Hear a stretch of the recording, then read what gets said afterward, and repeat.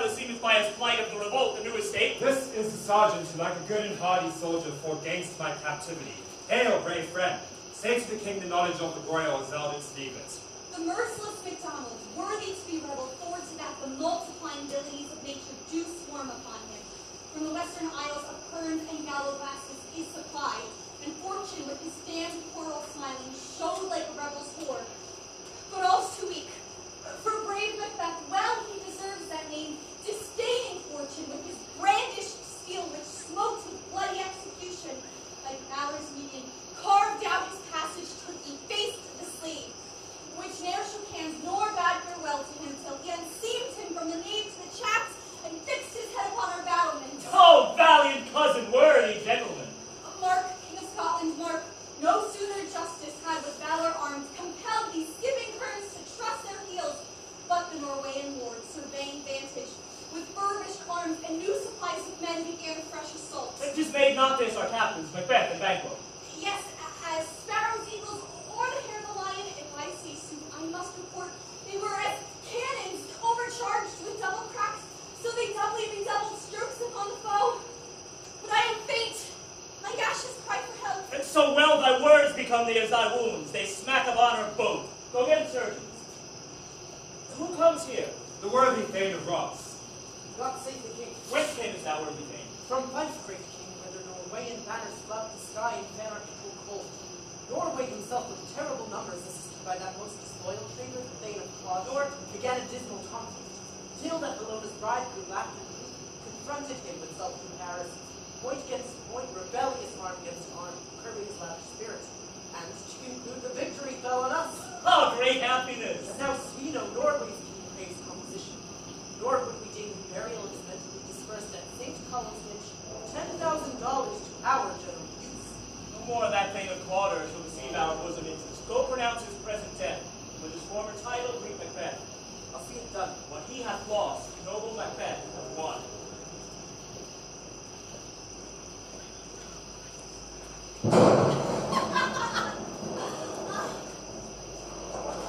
Where has thou been, sister? Killing swine! Sister, where thou? A sailor's wife had chestnuts in her lap, and munched and munched and munched. Give me, quoth I, a right steed which the rump-fed Runyon cried. Her husband's to Aleppo gone, master of the tiger.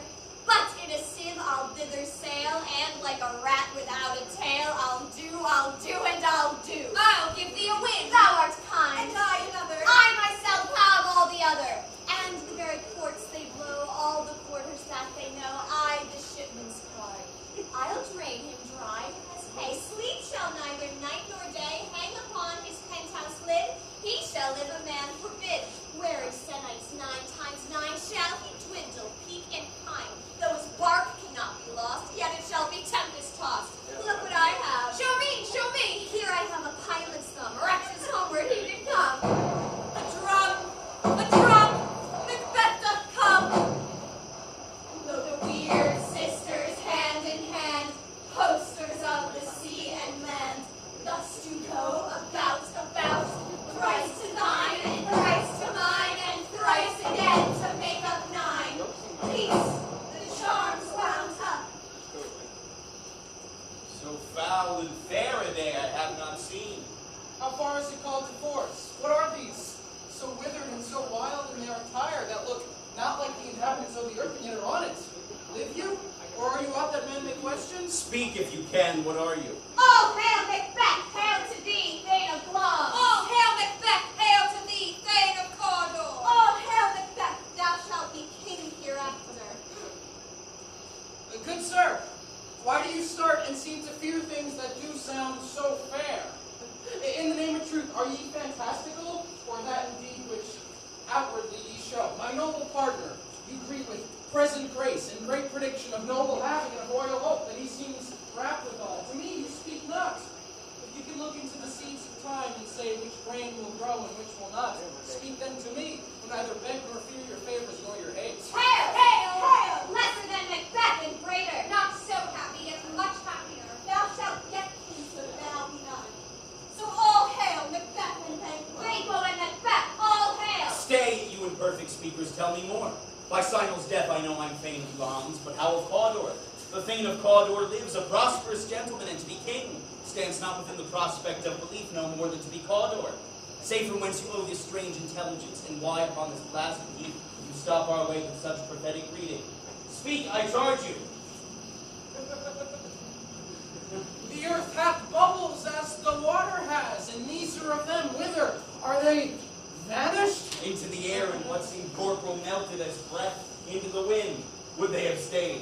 Were such things here as we do speak about, or have we eaten on the insane root that takes the reason prisoner? Your children shall be kings.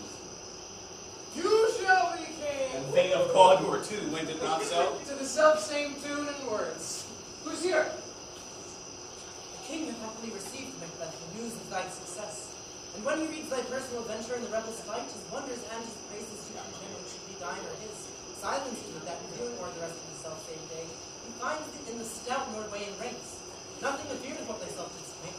Strange images of death, as thick as hail, came post with post, and everyone to bear thy praises in his kingdom's great defense and pour them down before him.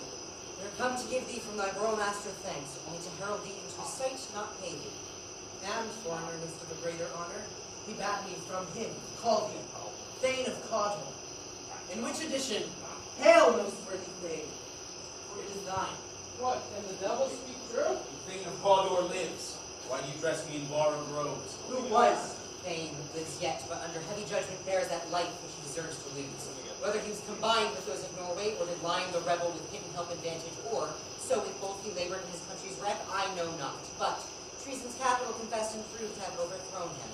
Lungs and Thane of Cawdor, the greatest is behind. Thank you, gentlemen.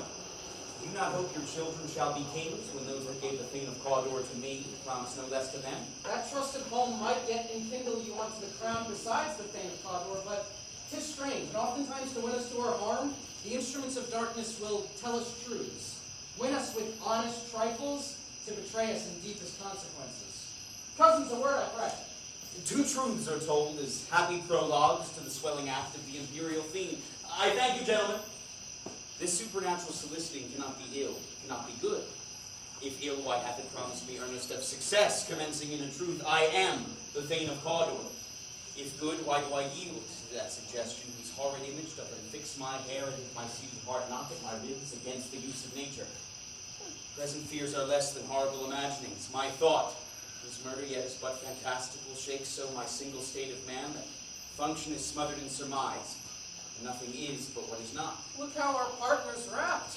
If chance will have me king, why chance may crown me without my stir. Oh, new horrors come upon him, like our strange garments cleave not to their mold, but with the aid of use. Come what come may, time in the hour runs through the roughest day. Worthy Macbeth, we stay upon your leisure. Give me your favor, my dull brain was wrought with things forgotten. Let us to the king. Think upon what hath chanced, and more time, the interim having waited, let us speak our free hearts to each other. Very gladly.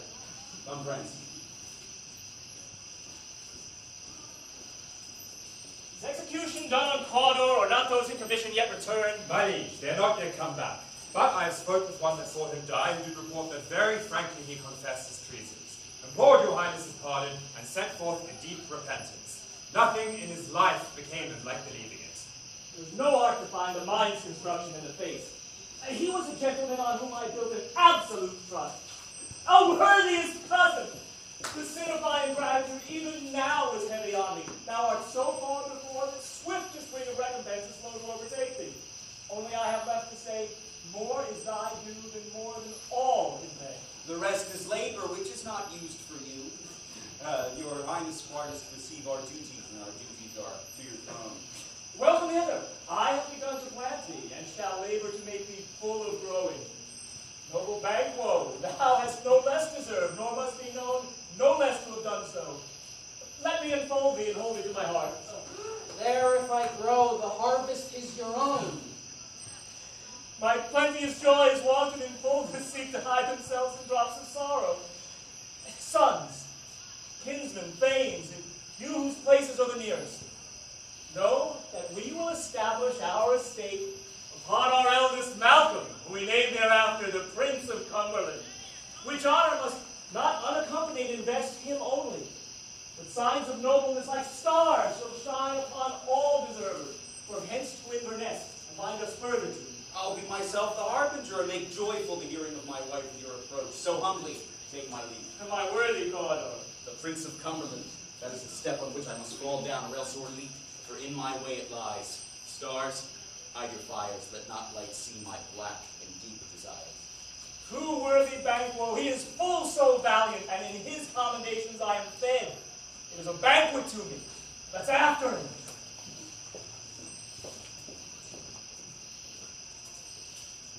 They met me in the day of success, and I have learned by the perfect report they have more in them than mortal knowledge. When I burned in desire to question them further, they made themselves air into which they vanished. Whilst I stood wrapped in wonder of it, came missives from the king, who all hailed me Thane of Cawdor, by which title before these weird sisters saluted me, and referred me to the coming on of time when hail king that shalt be. This have I thought good to deliver thee, my dearest partner of greatness, that thou mightst not lose the tears of rejoicing by being ignorant of what greatness is promised thee. Lay it to thy heart, and farewell. Belongs thou art, and conquer, and shalt be what thou art promised. Do I fear thy nature? It is too full of the milk of human kindness to catch the nearest wave.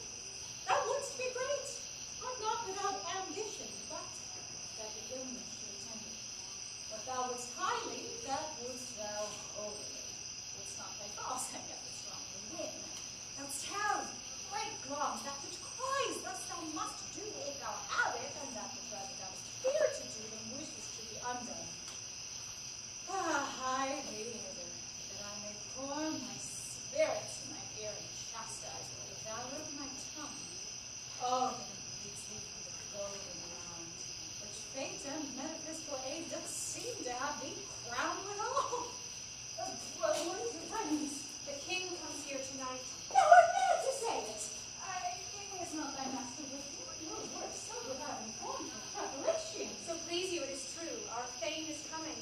One of my fellows had the speed of him, who almost dead for breath, had scarcely more than to make his message. Oh, he contending. He brings great news.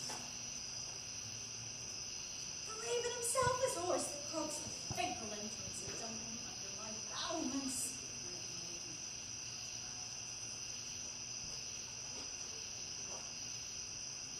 Come, you spirits that tend on noble thoughts, unsex me here, and fill me from crown to toe topful of direst cruelty. Make thick my blood.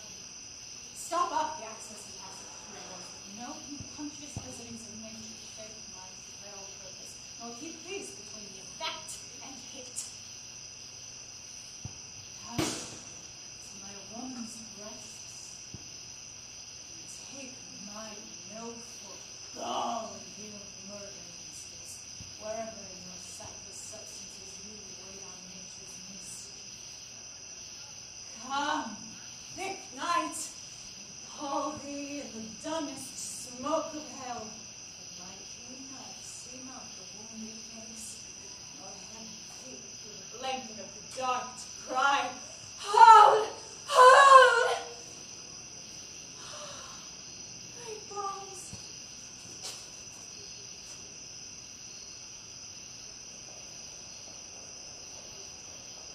Worthy Conway, greater than both by the all-hail hereafter. Oh, my letters have transported me beyond this ignorant present, and I feel now the future in the instant. My dearest love, Duncan comes here tonight. When goes hence? Tomorrow, as he purposes. Oh, never shall sun that morrow see. Your face, my Thane, is as a book where men may read strange matters.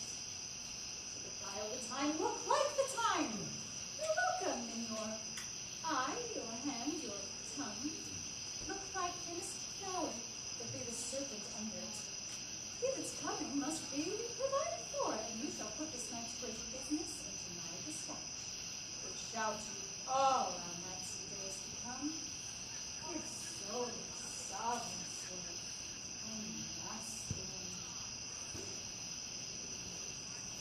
who will speak further.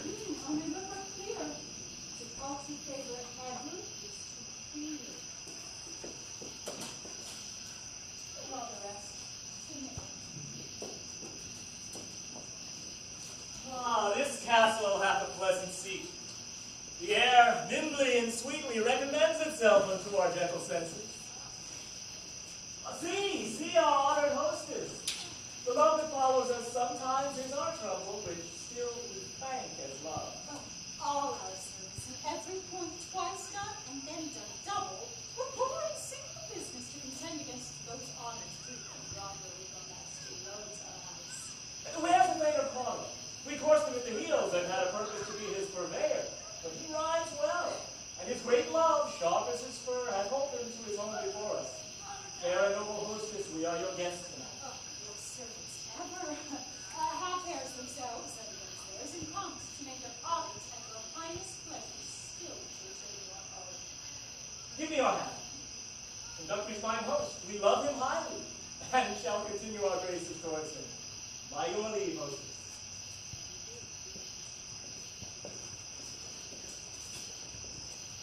If it were done when 'tis done, then 'twere well it were done quickly. If the assassination could trammel up the consequence and catch with his surcease success, that what this blow might be the be-all and the end-all here, but here upon this bank and shoal of time we jump the life to come. But in such cases we still have judgment here, that what we teach bloody instruction, which being taught return to plague the inventor. This even-handed justice commends the ingredients of our poison chalice to our own lips. He's here in double trust. First, as I am his kinsman and his subject, both strong against the deed, then as his host, who should against his murder shut the door, not bear the night myself. Besides, this Duncan hath borne his faculties so meek, been so clear in his great office, that his virtues would plead like angels, trumpet-tongued against the deep damnation of his taking off in pity. Like a naked newborn babe striding the blast door, heaven's cherubim worst against the sightless couriers of the air shall blow this horrid deed in every eye, that tears will drown the wind. I have no spur to prick the sides of my intent, but only vaulting ambition, which o'erleaps itself and falls on the other. How now? What news? He's almost shocked. Why have you left the chamber? Hath he asked for me? No, you're not. Cats. We will proceed no further in this business. He hath honored me of late, and I have bought golden opinions from all sorts of people which would be born now when their newest loss, not cast aside so soon. Was the hope drunk wherein you dressed yourself? Hath it slept since? And wakes it now to look so green and pale at what it did so freely? From this time, such I account thy love. Art thou feared to be the same in thine own act and valor as thou art in desire? But so have that which thou esteemest the ornament of life, and live a coward in thine own esteem, letting I dare not look upon I would like a poor cat in the adage. Pretty peace, I judge of all that may become a man. Who dares do more is none. What beast was then that made you break this enterprise to me? When you durst do it, then you were a man. And to be more than what you were, you would be so much more. No time nor place to then and here, yet you would make both. They made themselves, and that the thinness now is unlike you. I have given suck. And know how tender 'tis to love the babe that milks me. I would, while it was smiling in my face, from his boneless gums and dashed the brains out, and I so sworn as you have done to this. If we should fail, We fail! Screw up courage to the sticking place, and will not fail. And Duncan is asleep. Where to rather shall he stay his hard journey soundly and ripen? His two chamberlain were I with wine and wasp soaked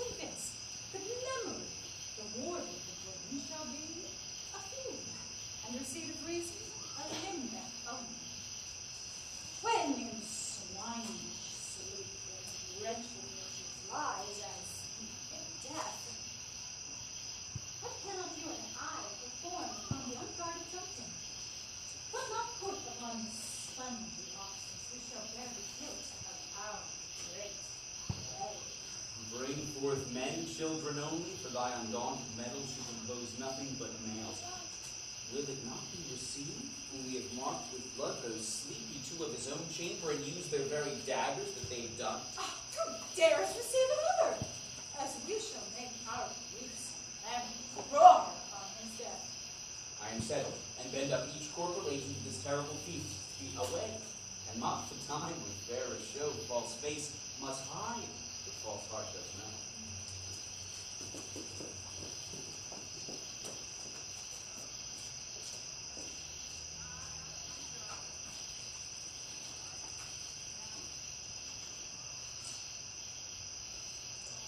How goes the night, boy? The moon is down. I've not heard the clock. She goes down at 7. I take it it's later, sir. Here, hold my sword. There's husbandry in heaven. Their candles are all out. Take thee that too. A heavy summons lies like lead upon me, and yet I would not sleep. Give me my sword. Who's there? A friend! What, sir? Not yet at rest? The king's abed. He hath been an unusual pleasure, and sent forth great largesse to your offices. Being unprepared, our will became the servant to defect, which else should free have wrought. All's well. I dreamt last night of the three-word sisters. You, they have shown some truth. I think not of them yet. When we can entreat an hour to serve, we would spend it in some words upon that business if you would grant time. That's your kindest pleasure. If you shall cleave to my consent when 'tis, it shall make honor for you. So as I lose none in seeking to augment it and keep my bosom franchise and allegiances clear, I shall be counseled. Good repose the while. Thanks, sir. The like to you. Cleos.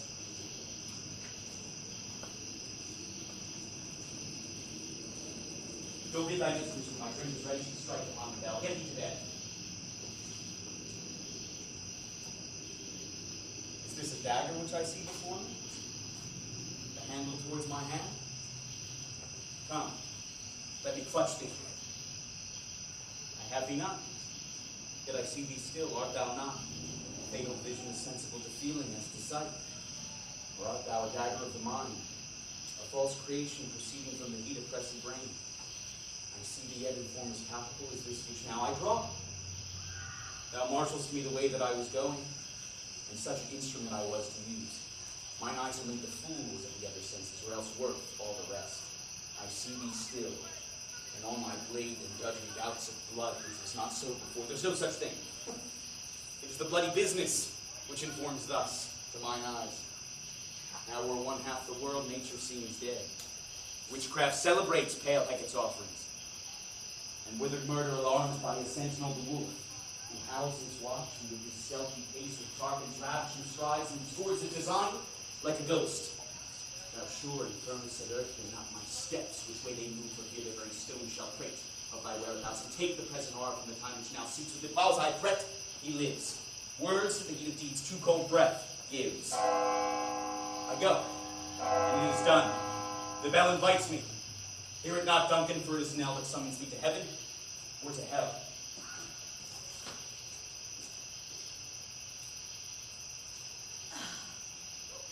That which hath made them drunk hath made me bold. Quenched them hath given me fire. Peace. It was the hour for retreat. Fatal bellman which gives the sternest good night. He is bowed. The doors are open, and the circuit grooms do mock their charge with snores. I've heard their gossips, but death and nature do contend about them, whether they live or die. Who's there? What hope? Alack! I'm afraid they have awaited. 'Tis not done. He turns him not the deed confounds us. And they did I was ready. He could not miss him. Oh, had he not resembled my father as he slept, I dreamt. My husband? I have done the deed. Didst thou not hear a noise? I heard the owl scream and the crickets cry. Did not you speak? When? No. As I descended? I Hark, who lies in the second chamber. always This is a sorry sight. foolish thought to see a sorry sight. There's one did laugh in sleep when one cried murder, but they did wake each other. I stood and heard them. They said their prayers and addressed them again to sleep. There are two lodged together. One cried, God bless us, and amen the other. As they had seen me with these hangman's hands listening their fear, I could not say amen when they did say God bless us. Consider it not so deep. Wherefore could I not pronounce Amen? I had the most need of blessing, and still Amen stuck in my throat. These deeds must not be thought after these ways. So, it will make us mad. Wherefore I heard a voice cry, sleep no more, Macbeth, just murder, sleep, the innocent sleep. Sleep that knits up the raveled sleep of care, the death of each day's life, sore labor's bath, chief nourisher of hurt minds, great nature's second course. What do you mean? Still it cried, sleep no more. Glamis hath murdered sleep, therefore Cawdor shall sleep no more, Macbeth shall sleep no more. Who was it that thus cried? Why, Thane, you do have mental noble strength to think so brain-sickly of things. Go get some water and wash this filthy witness from your hand. Why did you bring these daggers from the place? They must lie there. Go carry them and smear the sleeping room with blood. I'll go no more. I'm afraid to think what I have done. Look on it again, I dare not. Infernal purpose! Give me the daggers.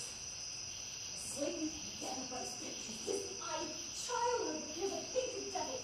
If you do bleed, I'll heal the faces of the bruised with all, for it must seem their guilt. Whence is that noise? I always conclude every noise appalls me. What hands are here? They pluck out mine eyes. Will all great Neptune's ocean wash this blood clean from my hand, or rather will the multitudinous seas incarnate done, making the green one red? My hands are of your color, but a shame to wear a heart so white. Remembering at the south entry, retiring to a chamber, and a little water clears us of this deed. How easy is it then? Your constancy has left you unattended. On this occasion, call us and show us to be watchers. Be not lost so poorly in your thoughts. To know my deeds were best not know myself. Wait, Duncan, with thy knocking, I would thou couldst. I pray you, remember the border! Was it so late for an ere you went to bed that you do lie so late? Faith, sir, we were carousing till the second cock. Is thy master stirring? Ah, knocking has awakened him. Here he comes. Good morrow, noble sir. Good morrow, though. Is the king stirring, worthy Thane? Not yet. He did command me to call timely on him. I have almost slipped the hour. I'll bring it in. I know this is a joyful trouble to you, but yet, 'tis one. The labor we delight in physics pain. I'll make so bold to call for 'tis my limited service. Goes the king hence today? He does. He did appoint so. The night has been unruly. Where we lay, our chimneys were blown down. And as they say, lamenting is heard in the air, strange screams of death. And prophesying with accents terrible of dire combustion and confused events new hatched to the woeful time. The obscure bird clamored the livelong night. Some say the earth was feverish and it shakes. 'Twas a rough night. My young remembrance cannot parallel a fellow to it. Oh, horror! Horror! Horror! Tongue nor hearts cannot conceive or name me. What's the matter? Approach the chamber and destroy your sight with a new gorgon. Do not bid me speak. See, and then speak yourselves. Awake! Awake! Ring the alarm bell! Murder and treason! Banquo and Donalbain! Malcolm, awake! Shake off this downy sleep! Death's counterfeit and look on death itself! Up! Up! And see the great tomb's image! Malcolm, Banquo, as from your graves rise up and walk like sprites to countenance this horror! Ring the bell! What's the business in such a hideous trumpet call to alarm the sleepers of the house? Oh. Speak! Speak! Oh, gentle lady, it's not for you to hear what I can speak. The repetition in a woman's ear was murder as it fell. Oh, Banquo, our royal master's murder. Oh, alas! What? In our house? Too cruel anywhere! Dear Duff, I prithee contradict thyself, say it is not so! Had I but died an hour before this chance, I would have lived a blessed time. For from this moment, there's nothing serious in mortality. All is but toys. Renown and grace is dead, and your leaves is left the vault to brag of. What is amiss? You are, and do not know, the spring, the head, the fountain of your blood is stopped. The very source of it is stopped. Your royal father's murdered. Oh, by whom? Those of his chamber, as it seemed, had done Their hands and faces were embadged with blood. So were their daggers, which unwiped we found upon their pillows. They stared and were distracted. No man's life was to be trusted with them. Oh, yet I do repent me of my fury that I did kill them. Wherefore did you so? Who can be wise, amazed, tempered, and furious, loyal and neutral in a moment? No man. The violent expedition of my love outrun the pause of reason. Here lay Duncan, his silver skin laced with golden blood, and his gashed stabs look like a breach in nature through ruin's wasteful entrance. There the murderers, steeped in the colors of their trade, their daggers, unmanly breached with gore. Who could refrain them in a heart to love, and in such heart courage to make love known? Help me, hence. How? Look to the lady. Why do we hold our tongues that most may claim this argument for ours? What should be spoken here, where our fate, hidden in auger hole, may rush and seize us? Let's away. Our tears are not yet brewed. Nor our strong sorrow upon the foot of motion. Look to the lady. And when we have our naked frailties hid that do suffer and exposure, let us meet and question this most bloody piece of work. Fears and scruples shake us, but in the great hand of God I stand. And thence, against the undivulged pretense, I fight treasonous malice. And so do I. Let's briefly put on manly readiness and meet in the hall together. What will you do? Let's not consort with them. To show an unfelt sorrow is an office which the false man does easy. I'll to England. To Ireland, I. Our separated fortunes will keep us both the safer. Where we are, there's daggers in men's smiles. The nearer blood, the nearer bloody. This murderous shaft that shot hath not yet lighted, and our safest way is to avoid the aim, therefore to horse. And let us not be dainty with leave-taking, but shift away his warrant in that theft which steals itself when there's no mercy left.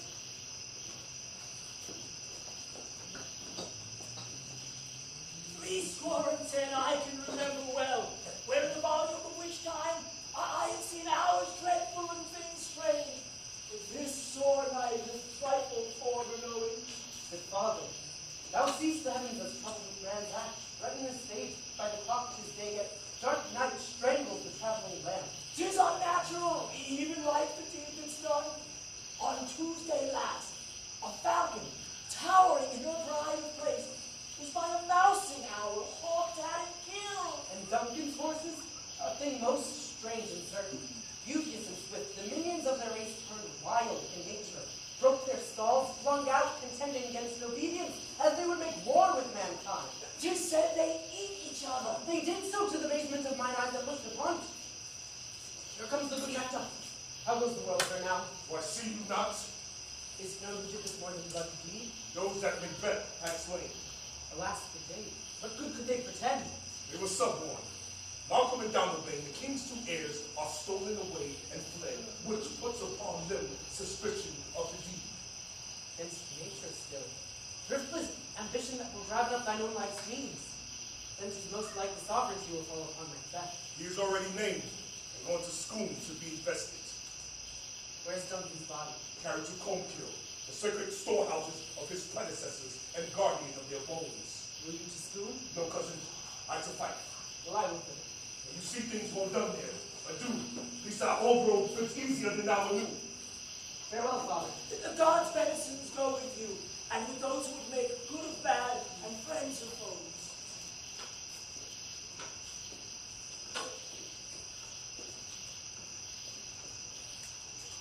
Thou hast it now. King Cawdor globs all as the weird women promised. And I fear thou playedst most foully for it.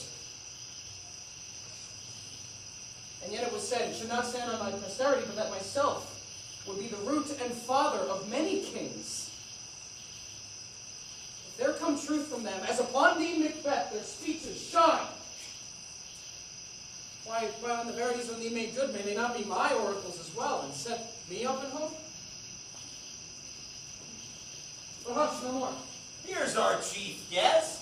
If we had been forgotten, it had been as a gap in our great feast, and all came unbecoming. Tonight we hold solemn supper, sir, and I'll request your presence. Let your highness command upon me, to the which my duties are with a most indissoluble tie forever knit. Ride you this afternoon. Aye, my good lord. We would have else desired your good advice, which still hath been both good and weighty at this day's council, but will take tomorrow. Is far you ride? As far, my lord, as will fill up the time twixt now and supper. Go not my horse for better. I must become a borrower of the dark hour for a night or twain. Fail not our feast. My lord, I will not. Our bloody cousins are bestowed in England and in Ireland, not confessing their cruel parricide, filling their hearers with strange invention. But of that tomorrow till you return again at night. Goes Fleance with you. Aye, my good lord. Our hour does call upon us. I wish your horses swift and sure of foot, and so I do commend you to their backs. Farewell. Let every man be the master of his time till 7 at night. To make society the sweeter welcome, I'll keep myself till supper time alone. While then, God be with you.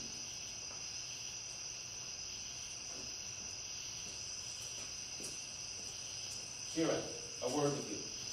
Attend those men our pleasure. They are, my lord, without compel escape. Bring them before us. To be thus is nothing but to be safely thus. Our fears in Banquo stick deep, and in his royalty of nature reigns that which would be feared. 'Tis much he dares. He chid the sisters when they first put the name of king upon me, and bade them speak to him, then prophet-like. They hailed him father to a line of kings. Upon my head they placed a fruitless crown, down the scepter of my written. Thence to be wrenched with an unlineal hand, no son of mine succeeded. If it be so, for Banquo's issue I have filed my mind. For them, the gracious Duncan I have murdered, put rancors in the vessel of my peace, only for them and mine eternal jewel, given to the common enemy of man to make them kings, the seeds of Banquo kings.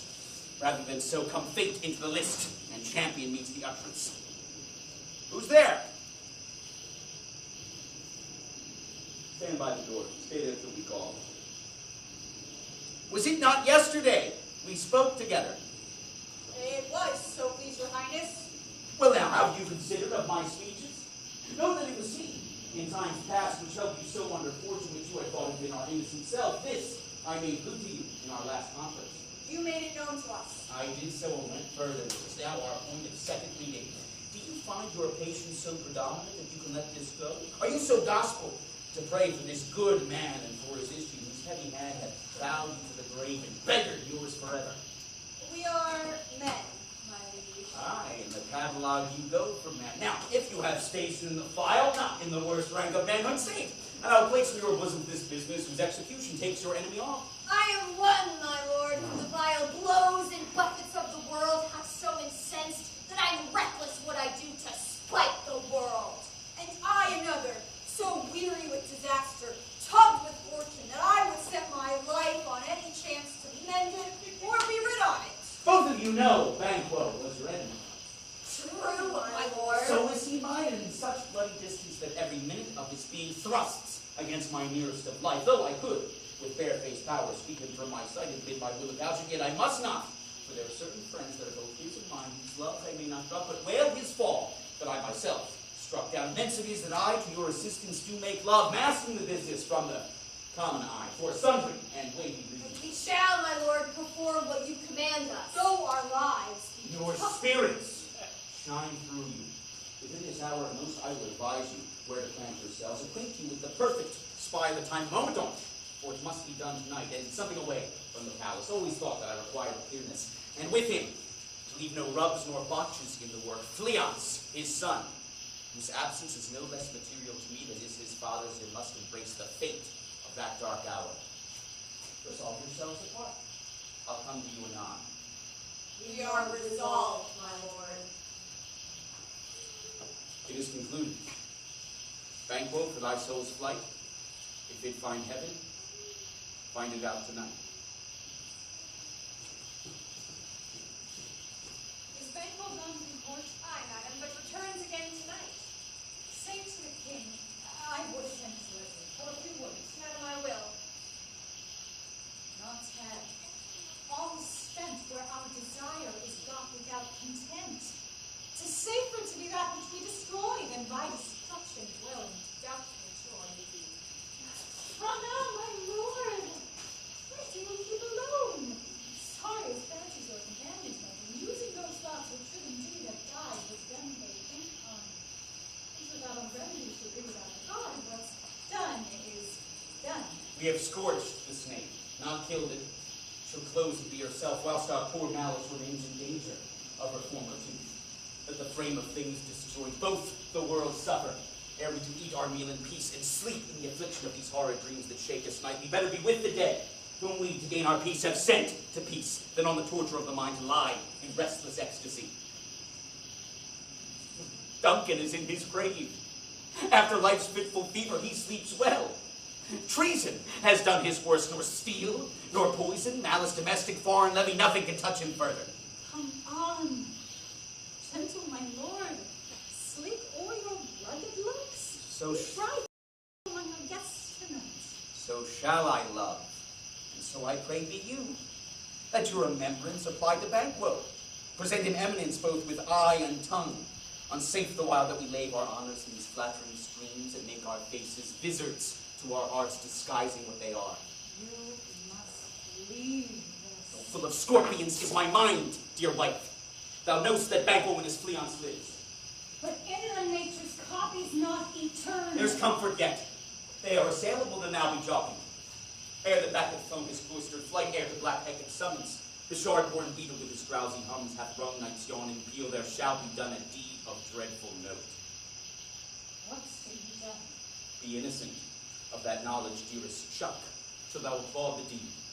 Come, sealing night, scarf up the tender eye of pitiful day, and with thy bloody and invisible hand cancelling tear to pieces that great bond which keeps me pale. Light thickens, and the raven makes wing of the rooky wood. Good things of day begin to droop and drowse, whilst night's black agents their praise do rouse. Thou marvelst at my words. Keep thee still. Things bad begun make strong themselves by ill. So prithee, go with me.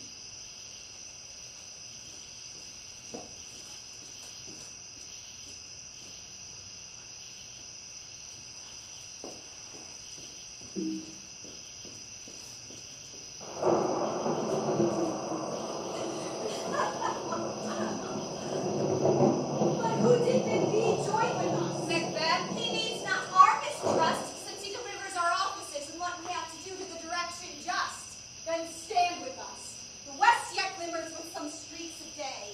Now spurs the lady traveler apace to gain the time near, and near approaches the subject of our watch. Hark! On your horses! Give us a light there, A Hawk. light is he! Stand to It it! will be rain tonight. Let it come down! Treachery! Flying and flee on sky! Look, a man's revenge! I'm a slave!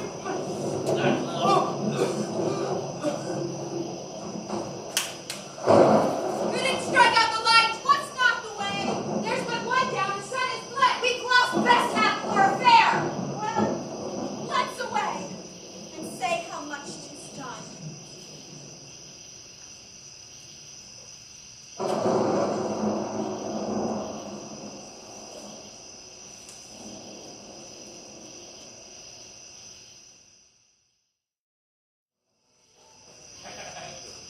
You know, by your own degrees, sit down.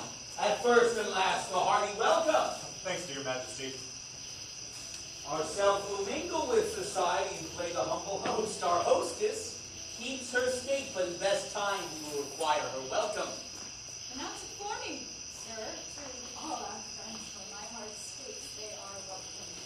See, they encounter thee with their heart's thanks. Both sides are even here. I'll sit in the midst. Be large and mirth. We'll drink a measure the table round. There's blood upon my face. 'Tis Banquo's then. Better be without than he within. Is he dispatched? My lord, his throat is cut. That I did for him. Thou art the best of the cutthroats, yet he's good that did the like for Fleance. If thou didst it, thou art the nonpareil. Most noble sir, Leon's estate. Here comes my fit again. Had just been perfect. Whole as marble, founded as rock, as broad and general as the casing air, but now I'm cabined, cribbed, confined to saucing doubts and fears, for Banquo's sake. Aye, my good lord, safe in a ditch he bides, with 20 trenchant gashes on his head, the least a death to nature. Thanks for that. There the grown serpent lies. The worm that's fled hath a nature that in time will venom breed, no teeth for the present. Get thee gone. We'll hear ourselves tomorrow. My royal lord, do not give the cheer. Sweet remembrance, sir. Good digestion, real appetite, health on both. May it please your highness sit. Here have we now our country's honor roofed, where the graced person of our Banquo present, who I would rather challenge for unkindness than pity for mischance. His absence, sir, lays blame upon his promise. Please, your highness, to grace us with your royal company. The table's full. Here's a place reserved, sir. Where? Here, my good lord. What is that moves your highness? Which of you have done this? What, my good lord? Thou canst not say I didn't never shake thy gory locks at me. Gentlemen, rise. His highness is not Sit, worthy friend.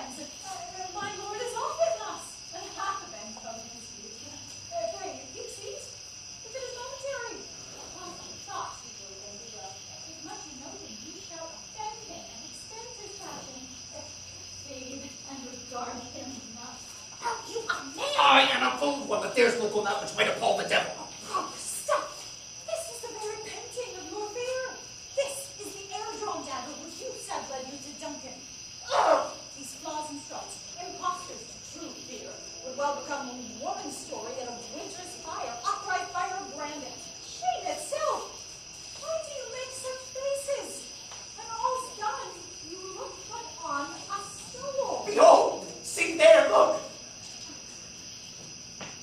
Thou couldst not speak too. Wait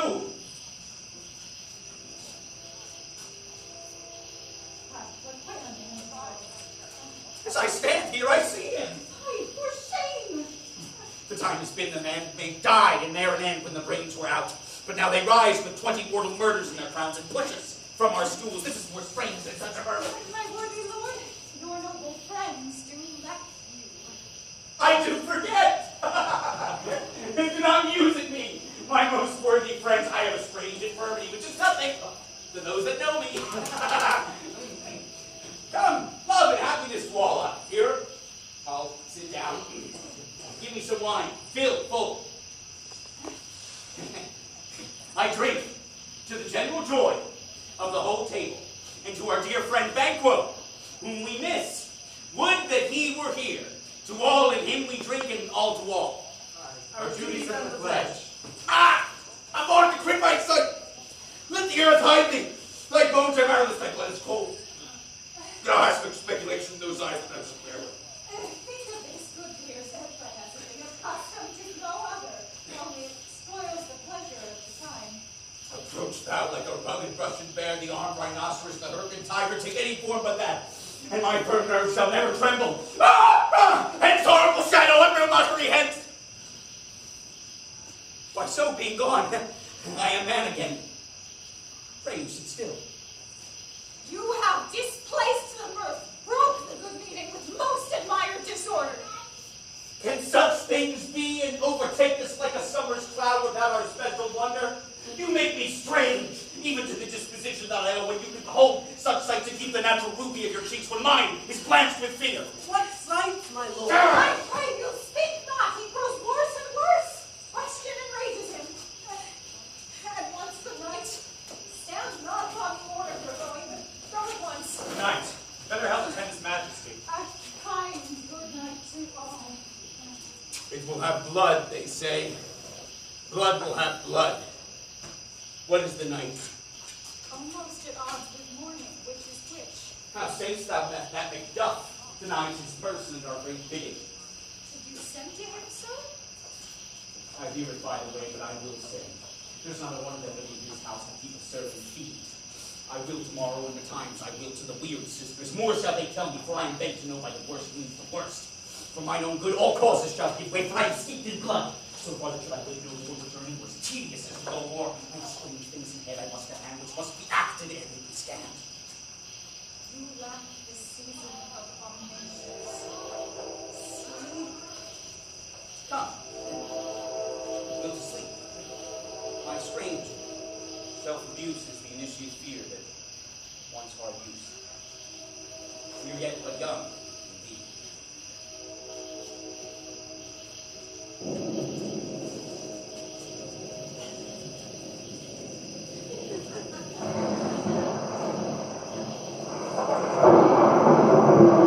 Why, how now, Hecate, you look angrily. Have I not reason, bedlams as you are? Saucy and overbold. How did you dare to trade and traffic with Macbeth in the riddles and the affairs of death? And I, the mistress of your charms, the close contrived of all harms, was never called to bear my part or show the glory of our art? And which is worse, all you have done have been but for a wayward son, spiteful and wrathful, who as others do, loves for his own ends and not for you. But make amends now, get thee gone into the pit of Acheron. Meet me in the morning, thither he will come to know his destiny. Your vessels and your spells provide, your charms and everything beside. I am for the air, and this night I'll spend into a dismal and a fatal end.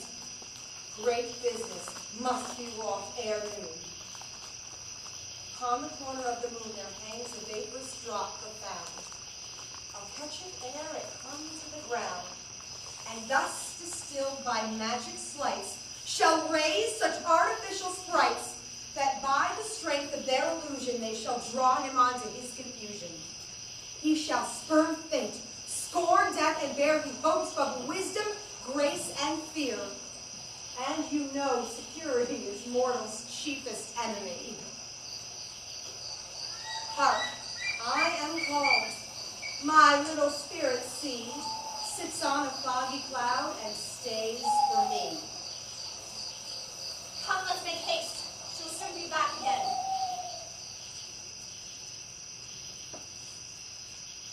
My former speeches have but hid your thoughts, which can interpret further. Only I say, things have been strangely born. The gracious Duncan was paid off Macbeth. Marry, he was dead. And the right valiant Banquo walked too late, whom you may say, if it please you, Cleon killed, or Cleon fled. Men must not walk too late. Who cannot walk about how monstrous it was for Malcolm and for Donalbain to kill their gracious father? And in fact, how did it grieve Macbeth? Did he not straighten pious rage, the two delinquents tear that were the slaves of drink and balls of sleep? Was not that nobly done? Aye, wisely too, for 'twould have angered any heart alive to hear the men deny it. So that I say, he has borne all things well. And I do think that had he Duncan's sons under his key, as it please heaven he shall not, they should find what 'twere to kill a father, so should Cleon's. But peace. For from broad words, because he failed his presence at the tyrant's feast, I hear Macduff lives in disgrace. Sir, can you tell where he bestows himself? Son Duncan, from whom this tyrant holds the due of birth, lives in the court of England. He is so received of the pious Edward with such grace that the malevolence of fortune nothing takes from his high regard. Thither, Macduff has gone to pray the holy king upon his age to wake Northumberland in warlike Sibert, that, by the help of these and him above to ratify the work, we may give again to our tables meat, sleep to our nights, free from our feasts and banquets, bloody knives, do faithful homage and receive free honors, all which we pine for now. This report hath so exasperated the king that he prepares for some attempt at war. Sent he to Macduff?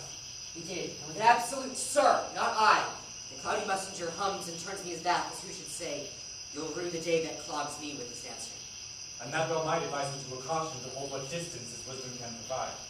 Some holy angel fly to the court of England and unfold his message ere he come, that a swift blessing may soon return to this our suffering country, and our hand accursed. My prayers go with him.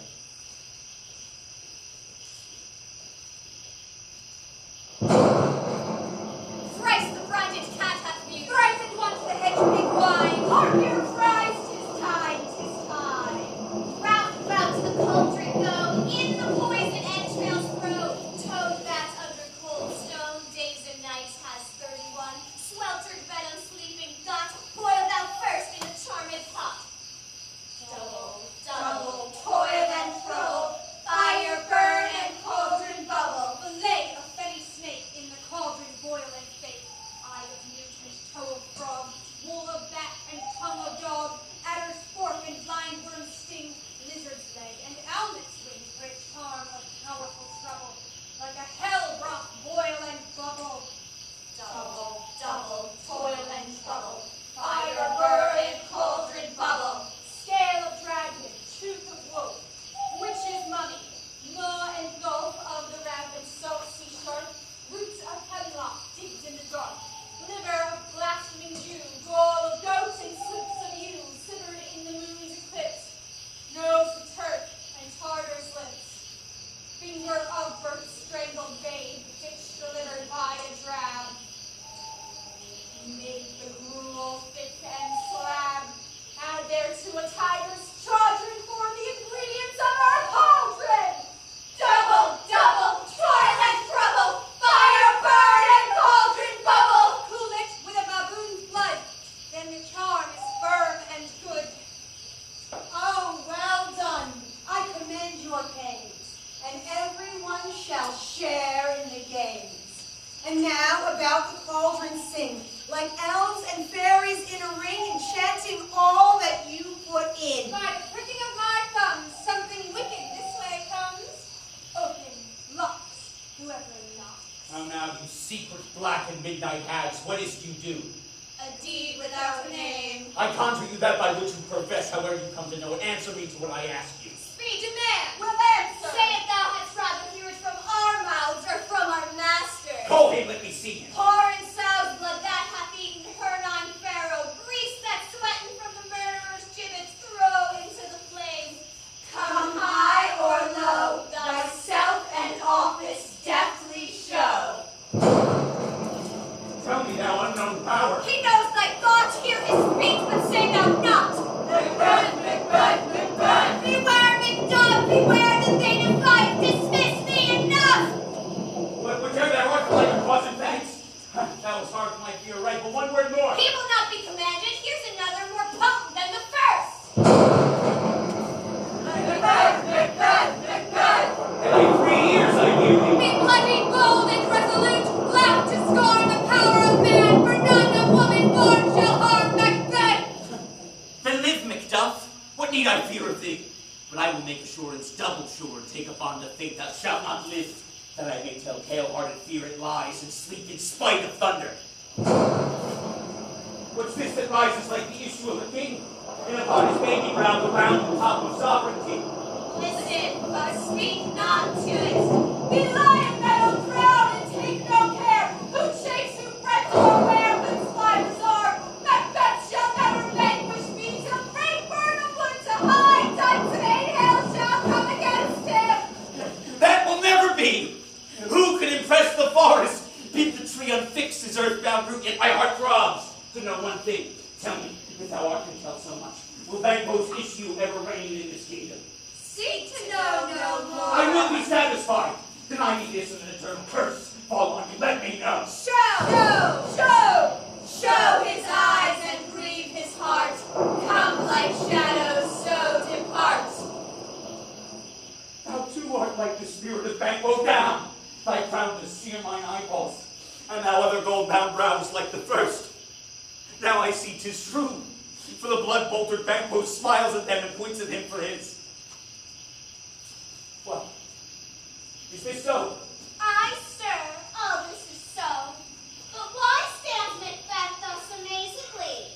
Come, sisters, cheer me up his sprites and show the best of our delights. I'll charm the air to give a sound while you perform your antic round. That this great king may kindly say our duties did his welcome pay. Go on. Let this pernicious hour stand I accursed in the calendar.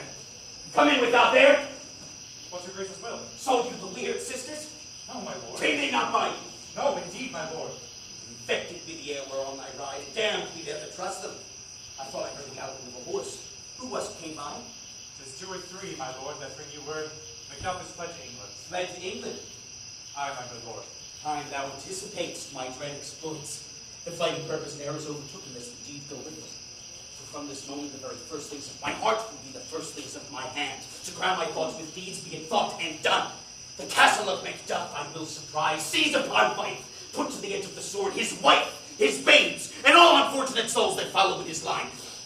No boasting like a fool. This deed I'll do before my purpose cool. But no more sights! Come, where are these gentlemen? Come show me where they are!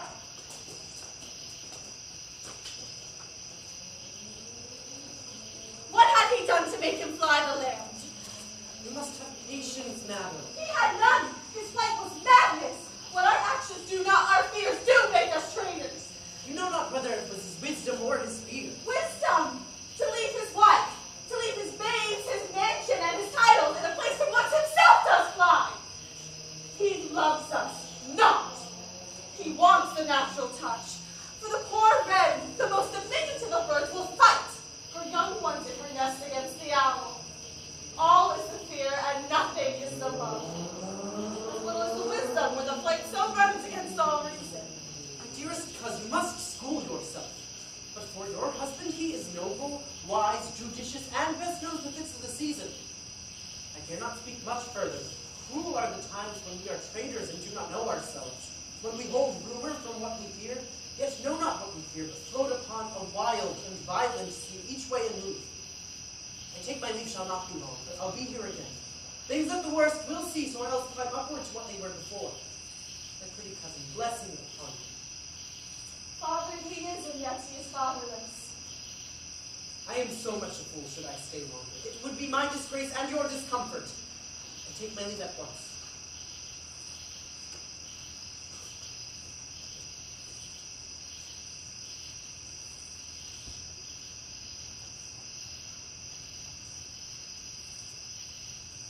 Sirrah, your father is dead. And what will you do now? How will you live? As birds do, mother. What, with worms and flies? Look what I get. I mean, as so do they. Poor bird. Thou'st never fear the net nor the line, the pitfall nor the jig. Why should I, mother? Poor birds, they are not set for. My father is not dead for all you're saying. Yes, he is dead. And how would that do for a father? And how will you do for a husband? Why, I can buy me 20 at any market. Then you'll buy and sell again. Thou speakest with all thy wit, and yet I faith with wit enough for thee. Was my father a traitor, mother? I bet he was. And what is a traitor? Why, one that swears and lies. And be all traitors that do so? Everyone that does so is a traitor and must be hanged. And must they all be hanged that swear and lie? Everyone. And who must hang them? Why, the honest men. Well, then the liars and swearers are fools. For there are liars and swearers enough to beat the honest men and hang up them. Now, God help thee for a monkey, but how would thou do for a father? If he were dead, you'd weep for him. If you do not weep, it were a sure sign I should quickly have a new father. Oh, traveler, how thou talkst. Bless you, fair dame. I am not to you known, for in your state of honor I am perfect. I doubt some danger does approach you nearly. If you will take a holy man's advice, be not found here. Hence with your little ones. To fright you thus, methinks I am too savage. To do worse to you, or to do fell cruelty, which is too nigh your person. Heaven preserve you. I dare abide no longer. Whither should I fly? I've done no harm. But I do remember now I am in this earthly world where to do harm is often laudable. To do good sometimes accounted dangerous folly. Why then, alas, will I put that womanly defense to say I've done no harm? What are these faces? Where's your husband? I hope in no place so unsanctified where such as thou mayst find him. He's a traitor! Thou liest. Thou shag-haired villain! What, you egg? No! Can't kill me, mother! Run away, I pray you!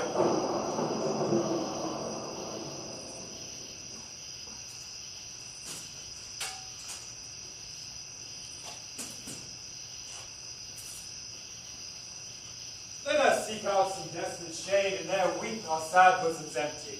Let us rather hold fast the mortal sword, and like good men bestride our downfallen burden.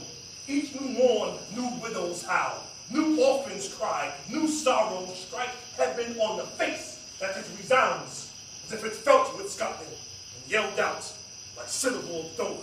What you have spoken may be some chance. This tyrant whose sole name blisters our tongues was once thought honest. You have loved him well. He hath not touched you yet. I am young, but something you may deserve of him through me, and wisdom to offer up a weak, poor, innocent lamb to appease an angry god. I am not treacherous. Macbeth is.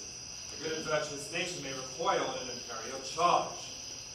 But I shall crave your pardon, at which you all my thoughts cannot transpose. I have lost my hopes. Chance, even there where I did find my why in that rawness left you wife and child, those precious motives, those strong knots of love without leave taking? I pray you let not my jealousies be or dishonors for mine own safety. You may be rightly just, whatever I shall mention.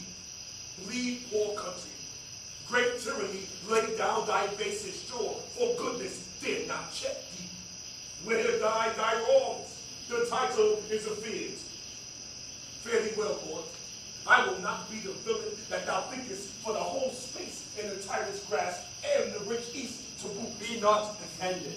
I speak not as an absolute fear of you. I think our country sinks beneath the yoke. It weeps, it bleeds, and each new day a gash is added to her wounds. I think withal they would be hands uplifted in my right. And here from gracious England have I offer of goodly thousands. But for all this, when I shall tread upon the tyrant's head or wear it on my sword, yet my poor country shall have more vices than it had before, more suffer and more sundry ways than ever by him that shall succeed. What should he be? It is myself, I mean, in whom I know all the particulars of vice so grafted, that when they shall be opened, black Macbeth will seem as pure as snow, and the poor state esteem him as a lamb, being compared with my confinedest arms. Not in the legions of horrid hell can come a devil more damned than evils to top Macbeth. Well, I grant him bloody, injurious, avaricious, false, deceitful, sudden, malicious, stacking of every sin that has a name. But there is no bottom, none, in my voluptuousness. Your wives, your daughters, your matrons, and your maids could not fill up the cistern of my lust and my desire. Boundless intemperance in nature is a tyranny. It had been the untimely emptying of the happy throne and fall of many kings. But fear not yet. To take upon you what is yours, you may. We have willing dames enough. There cannot be that vulture in you to devour so many as will to greatness dedicate themselves, finding it so inclined. Well, with this, there grows in my most ill-composed affection such a staunchness avarice that were I king, I should cut off the nobles for their lands, desire his jewels in this other's house, and my more having would be as a source to make me hunger more, than I should forge quarrels unjust against the good and loyal, destroying them for wealth. This avarice sticks deeper, grows with more pernicious root than summer seeming lust, and had been the sword of our slain kings. But fear not yet. Scotland hath poisons to fill up your will of your mere own. All these are portable with other graces. Wait. But I have none. The king becoming graces as justice, verity, temperance, stableness, bounty, perseverance, mercy, lowliness, devotion, patience, courage, fortitude. I have no relish of them, but abound in the division of each several crime, acting in many ways. Nay, had I power, I should pour the sweet milk of concord into hell, uproar the universal peace, confound all unity on earth. Scotland. Scotland. If such a one be fit to govern, speak. I am as I have spoken. Fit to govern? No, not to live. Oh, nation miserable with an untitled tyrant's bloody scepters! When shall thy see thy wholesome days again, since that the truest issue of thy throne by his own interdiction stands accursed and does blaspheme his breed? Thy royal father was a most sainted king. The queen that bore thee oftener upon her knees than on her feet died every day she lived. Fare thee well. The evils thou repeatest upon thyself have banished me from Scotland. On my breast thy hope ends here. Macduff! This noble passion, child of integrity, hath from my soul wiped the black scruples, reconciled my thoughts to thy good truth and honor. Devilish Macbeth by many of these chains has sought to win me into his power, and modest wisdom tucks me into most credulous haste. But God above deal between thee and me. For even now I put myself to thy direction, and unspeak mine own detraction. Here, abjure the taints and blames I laid upon myself for strangers to my nature. I am yet unknown to woman. Never was forsworn, scarcely have coveted what was my own, would not betray the devil to his fellow, delight no less in truth than life. My first false speaking was this upon myself. What I am truly is thine and my poor country's to command. Now, we are together, and like a chance of goodness be like our warranted quarrel. Why are you silent? Such welcome and unwelcome things at once. It's hard to reconcile. But see who comes here. My countryman, but yet I know him not. My ever gentle cousin, welcome hither. Oh, I know him now. Good God, the time to remove the means that made us strangers. Amen. Stand Scotland where he did. Alas, poor country, almost afraid to know itself. Not be called our mother, but our great. For nothing but who knows nothing is what seems to smile. The sighs and groans and shrieks that rend the air are made, not marked. For violent sorrow seems a modern ecstasy. The Dead men's nose, they scarce ask for wooing. Good men's lives inspire before the flowers in their caps, dying ere they sicken. Oh, relation, too nice and yet too true. What's the newest breed? 7 hours age, just this was steeper. Each minute seems a new one. How does my wife? Why, well, And all my children? well, too. The tyrant has not battered at their peace. No, they were well at peace when I did leave them. How goes it? When I came hither to transport the tidings, of which I have heavily borne, there ran a rumor of many worthy fellows that were out. Now is the time of help. Nor I in Scotland would create soldiers, make our women fight to stop their dire distresses. Be it their comfort. We are coming thither. Gracious England have made us with Seward and 10,000 men, in order and a better soldier none that Christendom gives out. Would I can answer this comfort with the light, but I have words that would be howled out in the desert air, where hearing should not match them. What concern they? The general cause, or is it a fee grief due to some single breast? No mind that's honest, but in it shares some woe, though the main part pertains to you alone. Well, if it be mine, keep it not from me. Quickly, let me have it. Let not ears despise my tongue forever, which shall possess them with the heaviest sound that ever yet they heard. Oh, I guess that's it. Your castle is surprised. Your wife and babes savagely slaughtered. To relate the manner whereon the quarry of these murdered years had the death of you. Merciful heaven! What man? Ne'er pitch your hat upon your brows, give sorrow words. The grief that does not speak whispers all for a heart and bids it break. My children too, Wives, children, servants, all that could be found. and I must be from thence. My wife killed too. I have said, Be comforted. Let's make us venison of our great revenge to cure this deadly grief. He has no children. Oh, my pretty ones, did you say all? Oh, hell kite all. What? Oh, my pretty chickens and their dam at one fell swoop. Dispute it like a I man. shall do so, but I must also feel it as a man. I cannot but remember such things that were more precious to me than heaven the God, and will not take their part. Sinful Macduff, they were all struck for thee, not as I am, not for their own demerits, but for mine, fell slaughter on their souls. Heaven rest them now. Be this the whetstone of your sword. Let grief convert to anger. Blunt not the heart, enrage it. Oh, I can blade a woman with mine eyes, and a braggart with my tongue. But gentle heaven, cut short all intermission. Front to front, bring down this fiend of Scotland and myself within my sword's lip. Set him, if he escape, heaven forgive him too. This tune goes manly. Come, go we to the king. Our power is ready. Our lack is nothing but our leave.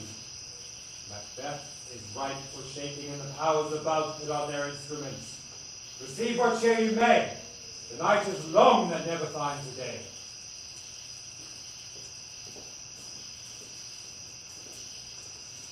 I have 2 nights watched with you, but you perceive no truth in your report.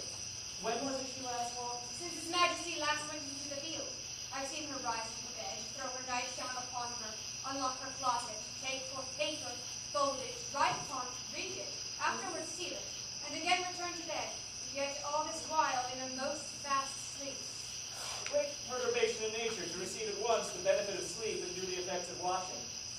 In this slumbery agitation, besides her walking and other actual performances, what at any time have you heard her say? That, sir, which I will not repeat after her, Oh, you may to me, and 'tis most meet you should. neither to you nor anyone, having no witness to confirm my speech. Lo you, here she comes. This is her very guise, and upon my life, fast asleep. Observe her, stand close. How came she by that light? Why, is it by her? She has light by her continually, 'tis her command. What is it she does now? Look how she rubs her hands. 'Tis an accustomed action with her to seem thus washing her hands. I've known her continue in this a quarter of an hour. Hark, she speaks. I will set down what comes from her to satisfy my remembrance the more strongly. Out, damn spot! Out, I say! What understand to do it. Hell is murky. I will fight a soldier in the field. What need we fear? Who knows it? But none can call our power to account. Yet who would have thought the old man to have had so much blood in him? Do you mark that? The thane of fight had a wife. Where is she now? What voice sounds near me clean? Oh, no more of that, my lord, no more of that! You mar all with this starting! Go to! You have known what you should not! She has spoke what she should not, of that I'm sure. Heaven knows what she has known. Here is the smell of the blood still. All the perfumes of Arabia will not sweeten this little hand.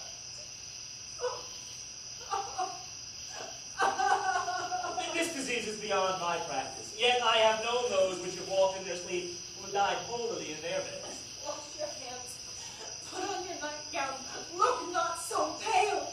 I tell you yet again, Banquo is buried. He cannot come out on his grave. Even so. To bed. To bed. There's nothing in the way. Come. Come. To bed. To bed. To bed. Foul whisperings are abroad. Unnatural deeds breed unnatural troubles. Infected minds to their deaf pillows will discharge their secrets. More needs she the divine than the physician. God forgive us all.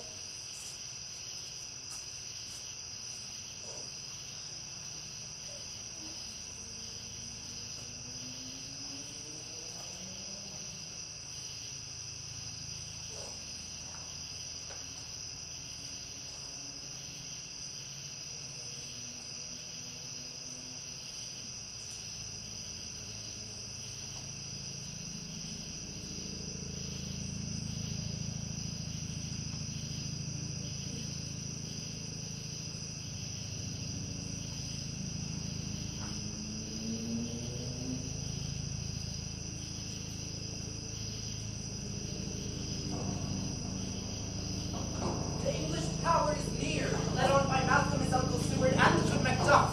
Revenge is burning them for their dear causes, until the bleeding and the grim alarm excites the mortified man. Your Berta Wood shall accompany them that way they are coming. What does the tyrants? Great Dunsinane he strongly fortifies. Some say he's mad, others and less ready to call him valiant hero. But for certain, he cannot buckle his distempered cause with the Belgian Emperor. Now does he feel his secret purpose to end his hands. Now he revolts up to his hatred. Those he commands, people only command, nothing in love. Now does he feel his title hang loose about him like a giant's robe on a rubbish. Who then shall blame this pestilent census to recoil and start when all those within does condemn itself for being there? Well, march we on to give obedience where 'tis truly owed. Take we our march towards Burnham. Bring me no more reports. Let them fly off. From Burnham Wood removed to Dunsinane, I cannot taint with fear. What's the boy Malcolm? Was he not born of woman? The spirits that know all mortal consequences have pronounced me thus. Fear not, Macbeth. No man that's born of woman shall ever have power upon me. Then fly, false things, and mingle with the English epicures. The mind I sway by and heart I bear shall never sag with doubt nor shake with fear.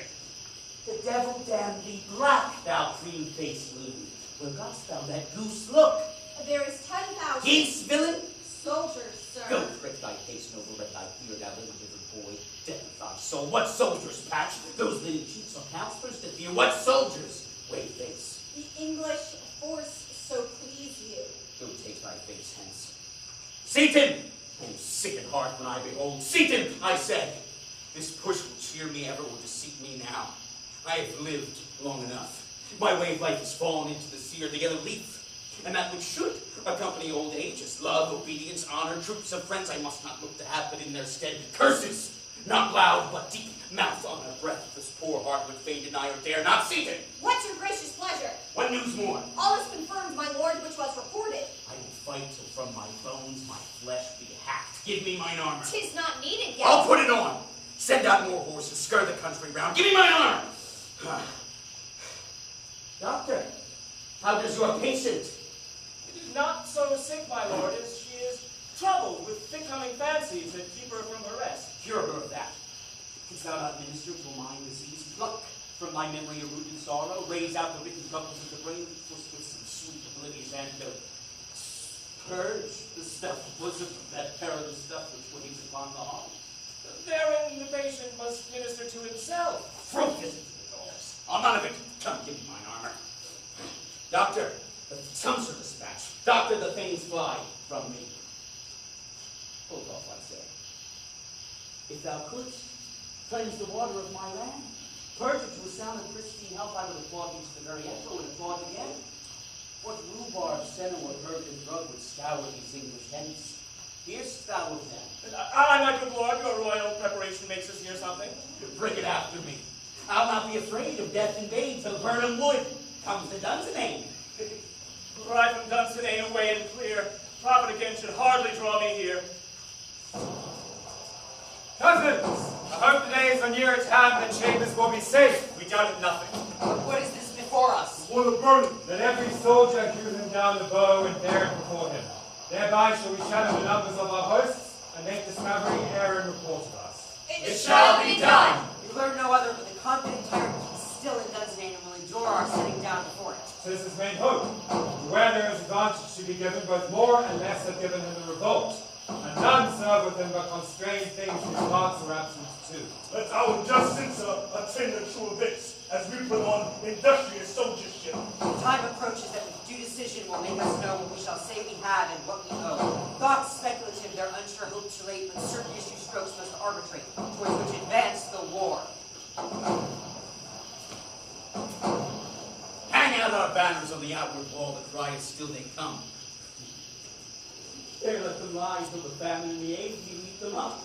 Were they not forced with those that should be ours?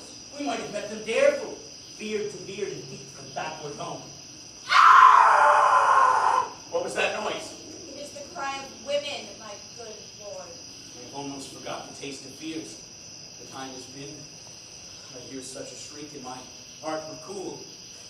I have supped full with horrors. Direness familiar to my slaughterous thoughts cannot once start me. Wherefore was that cry? The queen, my lord, is dead. She should have died hereafter. There would have been time for such a word. Tomorrow, and tomorrow, and tomorrow creep in this petty pace from day to day to the last syllable of recorded time. And all our yesterdays have lighted fools the way to dusty death. Out, out, brief candle. Life's but a walking shadow. A poor player who struts and frets his hour upon the stage and is heard no more is a tale told by an idiot, full of sound and fury signifying nothing. Now comes to use thy tongue, thy story quickly. Gracious, my lord, I should report that which I say I saw, but know not how to do it. Well, say, sir. As I did stand my watch upon the hill, I looked toward Burnham, and anon methought the wood began to move. Liar and slave! Let me enjoy your wrath if it be not so. Within this 3 mile may you see it coming, I say, a moving grove. If thou speakest false upon the first tree, thou shalt hang alive till the family twin thee. If thy speech be sooth, I care not if thou dost light for me. I pull in resolution and begin to doubt the equivocation of the fiend. Fear not, Macbeth, till Burnham Wood removed to Dunsinane, and now a wood comes to Dunsinane, arm and out. If this witching about just disappear, there is no flying hence and will tarry in here. I begin to be weary of the sun, which the estate of the world were now undone. Ring the alarm bell. Blow wind, come rack, at least we'll die with harness on our back. No, near enough. Your leafy screens thrown down and shown like those you are. You worthy uncle, shall with my cousin, your right noble son, lead our first battle. Worthy Macbeth and we shall take upon what else remains to do, according to our order. Fare thee well. Do we but find the tyrant's power tonight? Let us be beaten if we cannot fight. They call our trumpets speak. Give them all breath. Those clappers harbor us of blood and death.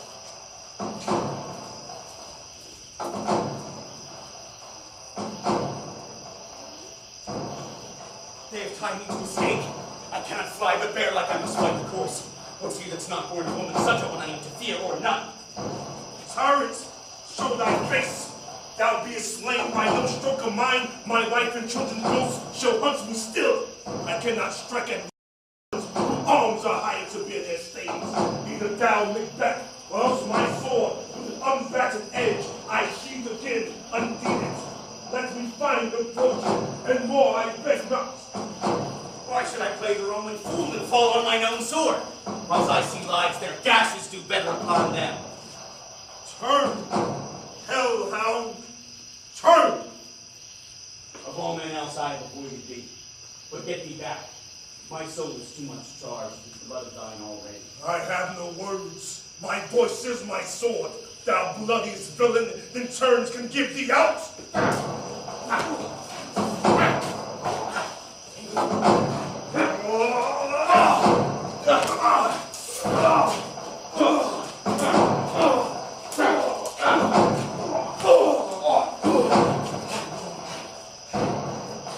Thou losest labor.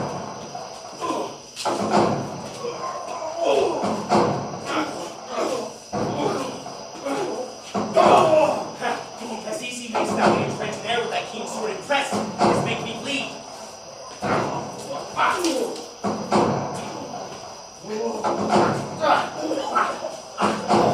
Then fall thy blade on vulnerable breast. I bear a charmed life, which must not yield to one of woman born. Spare thy charm, and let the angel whom thou wilt have served tell thee, Macbeth was from his mother's womb, untimely ripped. Accursed be the tongue that tells me so. Thou cowed, my better born of man, I'll not fight with thee. Then yield thee, coward, and live to be the show and games of the time. We'll have thee as our rail monsters are, painted on the pole and under it. Him that you see, the tyrant. I will not yield to kiss the ground before young Malcolm's feet and be made with the rival's curse. Though Burnham would come to guns and aim now oppose, being of no woman born yet, I will try the last. Lay on, Macduff, and damned be him that first tries hold. Enough!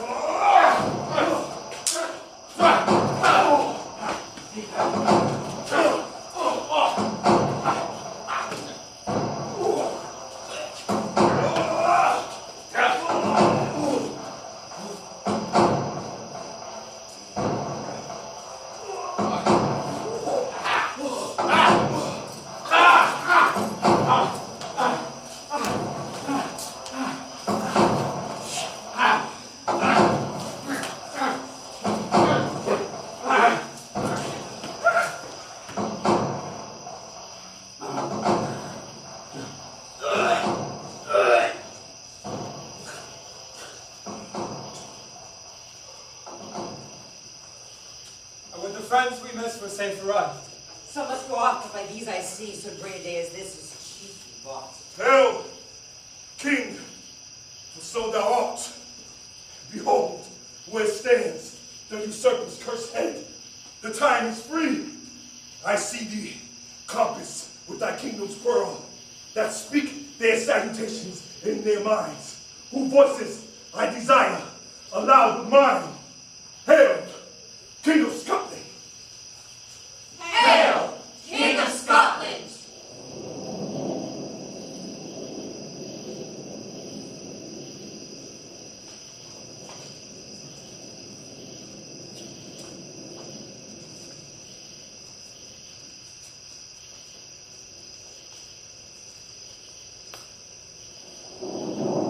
We shall not spend a large expense of time before we reckon with your several loves and make us even with you.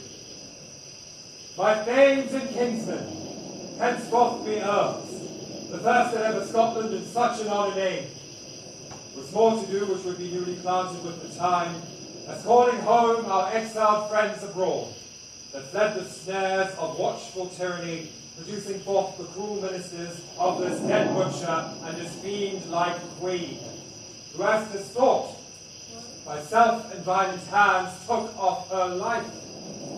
This, and what needful else they cause upon us by the grace of grace, we will perform in measure, time, and place. So thanks to all at once, and to each one whom we invite to see us crowned at school.